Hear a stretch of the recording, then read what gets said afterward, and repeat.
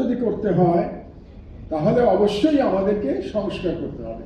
সেই সংস্কার সরকার পরিচালনায় করতে হবে, সেই সংস্কার সাংবিধানিকভাবেও আমাদের সেই সংস্কার করতে হবে। কাজে সেই সংস্কার করতে চাই না।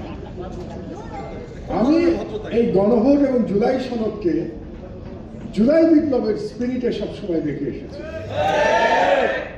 আপনারা জানেন যে বিপ্লবের আগে থেকে আমি এই বিপ্লবের স্বপ্ন দেখেছি এবং বিপ্লবের পর থেকে আমার বক্তব্য, আমার লেখায়, আমার কাজে কর্মে আমি বিপ্লবের স্পিরিটকে 100% ধারণ করবার চেষ্টা করেছি। এবং আপনাদের হয়তো স্মরণে থাকার কথা যে গণভোটের আগে থেকে আমি লেখা এবং বক্তব্যে হ্যাঁ ভোটের জন্য জনগণকে অনুপ্রাণিত করবার চেষ্টা করেছি।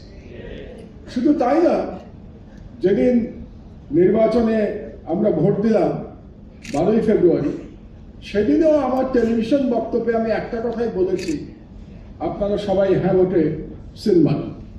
এবং এই আবেদন আমার ছিল জনগণের প্রতি, কারণ জুলাই বিপ্লবকে যদি আমরা অস্বীকার করি তাহলেই আমরা গণভোটকে অস্বীকার করব, এটা আমাদের মনে রাখতে হবে। কাজে যারা আজকে গণভোটকে দুর্বল করবার চেষ্টা করছেন কিংবা গণভোটের আইনি তর্ক তুলছেন, তারা আসলে কতটা জুলাই বিপ্লবকে ধারণ করেন সেটা নিয়ে আমার সন্দেহ। কাজেই আমি বলবো যে জুলাই বিপ্লবকে ধারণ করলে গণভোটকে আমাদের বিনা বাক্য ব্যয় এবং বিনা তর্কে আমাদের মেনে নিতে হবে যে এটাই জনগণের অভিপ্রায়, এবং জনগণ 70% ভোট দিয়ে সেই অভিপ্রায় আমাদেরকে জানিয়ে দিয়েছে। এবং যারা বিপ্লব করেছে আমাদের তরুণেরা, অনেকের ছবি আছে এখানে, অনেকের নাম আছে, মুগ্ধর ছবি দেখছি, আবু সাইদের নাম দেখছি, যারা শহীদ হয়েছে, জীবন দিয়ে গেছে, জীবন দিয়ে বিপ্লব করেছে, তাদের কিন্তু একটা দাবি ছিল যে রাষ্ট্র মেরামত করতে হবে, এটা যেন আমরা ভুলে না যাই। এবং রাষ্ট্র মেরামত যদি করতে হয় তাহলে অবশ্যই আমাদেরকে সংস্কার করতে হবে। সেই সংস্কার সরকার পরিচালনায় করতে হবে, সেই সংস্কার সাংবিধানিকভাবেও আমাদের সেই সংস্কার করতে হবে। কাজে সেই সংস্কার নিয়ে আমরা কোনো তর্ক তুলতে পারবো না।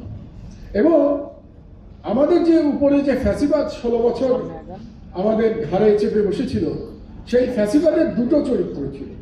একটা তো ফ্যাসিস্ট চরিত্র ছিল, আর একটা চরিত্র ছিল এক ধরনের রাজতন্ত্র চাপিয়ে দেয়া রাষ্ট্রের উপরে। আপনাদের নিশ্চয়ই মনে আছে যে শেখ হাসিনা তার পিতাকে, শেখ মুজিবুর রহমানকে একজন দেবতা হিসেবে আমাদের সামনে তুলে ধরার চেষ্টা করেছিল এবং সেই দেবতার মাধ্যমে একটা অলিখিত রাজতন্ত্র কায়েম করবার চেষ্টা করেছিল। এবং তার বিরুদ্ধেই আমাদের নাহিদরা, সার্জিসরা বিপ্লব করেছিল। তাদের একটা স্লোগানের কথা আমরা যেন ভুলে না যাই। একটা গুরুত্বপূর্ণ স্লোগান ছিল সেই সময়, একটা স্লোগানের কথা আমরা আজকে শুনেছি, গোলামি না আজাদি, আজাদি আজাদি। আর একটা গুরুত্বপূর্ণ স্লোগান ছিল, দেশটা কারো বাপের না। দেশটা কারো বাপের না বলার অর্থই হচ্ছে যে এই দেশের মালিক জনগণ, এবং জনগণের ইচ্ছাতেই এই দেশ পরিচালিত হবে। এবং জনগণের ইচ্ছাতে যদি দেশ পরিচালিত হতে হয় তাহলে অবশ্যই গণভোটের রায় আমাদের সকলকে মেনে নিতে হবে। আজকে এখানে দুজন গুরুত্বপূর্ণ ব্যক্তি উপস্থিত আছেন, সংসদের গুরুত্বপূর্ণ ব্যক্তি, একজন সংসদের সম্মানিত বিরোধী দলীয় নেতা এবং আরেকজন সংসদের বিরোধী দলের চিফ হুইপ, দুজন আছেন এখানে উপস্থিত। তারা দুজনেই কিন্তু বিপ্লবের ফসল। জুলাই বিপ্লব না হলে তারা কিন্তু দুইজন এই পদ পেতেন না। একইভাবে যিনি দেশের প্রধানমন্ত্রী, তিনিও জুলাই বিপ্লবের ফসল। তিনিও দেশের প্রধানমন্ত্রী হতে পারতেন না যদি জুলাই বিপ্লবে আমাদের তরুণরা এভাবে জীবন না দিত। কাজেই আমরা যারা এই জুলাই বিপ্লব নিয়ে প্রশ্ন তুলব, গণভোট নিয়ে প্রশ্ন তুলব, তারা আসলে আমাদের শহীদদের অবদানকে অস্বীকার করছি, এই ভুলটা যেন আমরা না করি। আমি বাংলাদেশের তরুণ